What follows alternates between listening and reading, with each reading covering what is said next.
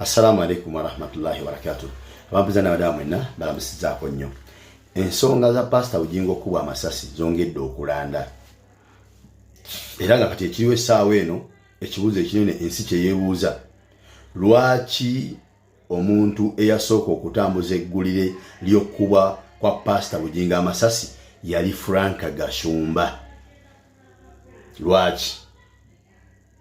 Ku nkolagana ennungi gye tulaba mu kamera Pastor Bujjingo jana na mukyala we Makula, kijja kityo okuba nti Bujjingo yayanguyirwa nnyo okutegeeza Frank Gashumba ebimutuuseeko nga tannaba na bitegeeza mukazi we, kubanga yali badde Makula nga yasooka postinga ebituuse ku bbaawe, abasigadde tubisharinga nga tubijja kuki ku Makula.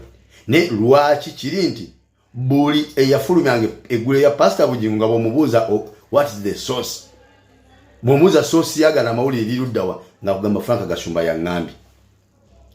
Era twalabanga ali bize nnyo okutambuza eggulire eryo mukutu ku mukutu ng'asharinga ku buli mukutu Frank Gashumba. Ekyo kimu. Ekyokubiri ekibuuzibwa kijja Frank Gashumba yaliwo mu kitundu ekyo ensonga eyo ng'ehappeningawo ku Pastor Bujjingo okuba nti n'abatuuze abawangalira mu kitundu ekyo tebaafuna mukisa gutegeeza nsi biki biguddewo mu kitundu kyabwe era bigudde kwani, wabula nabeera nga Frank Gashumba yekka yalina eggulire eryo era yalifulumya era yalisaasaanya, buli alina yalisharinga lijja ku Frank Gashumba. Kijja kitya? Kijja kitya okuba nti abantu abawangalira mu kitundu amasasi we gavugira amangi bwe gatyo, kuba amasasi we gavuga abantu babuna emiwabo, naye bwe gasirika mbwe bati ekiddira misinde kujja bakuŋŋaane balabe kyeki happeninzeewo awo. Kijja kitya okuba nti abantu abawangalira mu kitundu ekyo tewali wadde n'omu alina wadde ekifaananyi ky'emmotoka eyatuukako ku siini amasasi we gavugidde n'afuna ku mukisa okukwataka vidiyo wadde okuba ekifaananyi emmotoka. Kivula ne Kahindo Tafire yagambye ensonga ezo zikyaliko ebibuuzo bingi.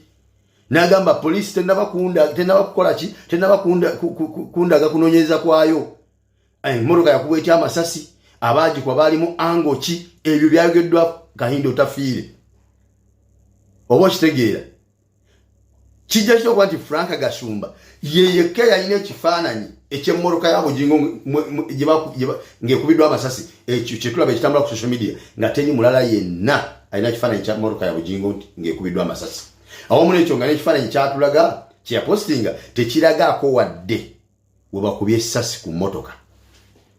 Kijja kitya okuba ekifaananyi ekiragibwa nga tekirina we kiragira wadde nti essasi lino lyakubya ne liyiwa endabirwamu y'omu maaso oba ey'omu mbiriizi.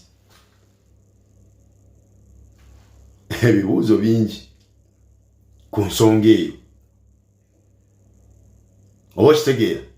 Ebintu bino bihappeningawo ku Bannayuganda. Ne tuvaayo ne tubyogerako. Abantu olw'okwagala kwabwe olw'ebyo bye baagala n'obukyayi bwe balina ku kiyitibwa amazima, munnange bibalema otutegeera nga tubyogedde ne bavaayo ate ne bayomba buyombi oba bo ne babitwala mu ngeri endala okusinza ku ntegeera yaabwe n'okwagala kwabwe. Naye essaawa eno muganda wange ffe tugamba nti we want justice for that guy eyattiddwa oyo oba ye muhumuzi oba yaani, gwe n'ovaayo n'ogamba nti lwaki mwogera bwe mutyo, enkya kijja kutuuka ku bbaawo. Katolooza mukyala wa muhumuza oba mwana wa muhumuza bw'awulira nga njogera ebigambo bino n'ebibuuzo ebingi ennyo ebiri mu mitima gy'abantu ne ku mimwa gy'abantu, omwana awulira atya? Oba mukyala wa muhumuza awulira atya nga awulira nga njogera ebigambo bino? Anyiiga nnyo nti lwaki obanja justice ku bbaawange gwe basse? Era negamba nti kale singa bonna bavayo ne boogera bwe batyo ne tumanya bbaawange yafudde atya. Ekyo bujja kukyekya nga gwe obanja justice ku bbaawo nga gwe basse, bujja kukyekya nga gwe obanja justice ku muganda wo nga gwe basse. Oba okitegeera? Twagala kumanya Frank Gashumba yali ludda wange ebyo bihappeningawo okuba nti yasooka okufulumya eggulire nga sina mukyala wa Bujjingo Makula nti yafulumya eggulire ne tulisharinga nga tujja ku mukyala wa Bujjingo, wabula ku Frank Gashumba. Ekyokubiri kijja kitya okuba nti abatuuze abawangalira mu kitundu enjega eyo we yagwa teri n'omu avaayo okukola report nti byaliwo ebiti ne bwebiti ate abatuwa report bannamawulire ba Salt TV tubuuza baaliwo nga beetegese ne kamera bakwate ebigenda okubeerawo balyoke baje babituripotingire babijjawa bye balipotinga nga tebaaliwo nga bihappeningawo.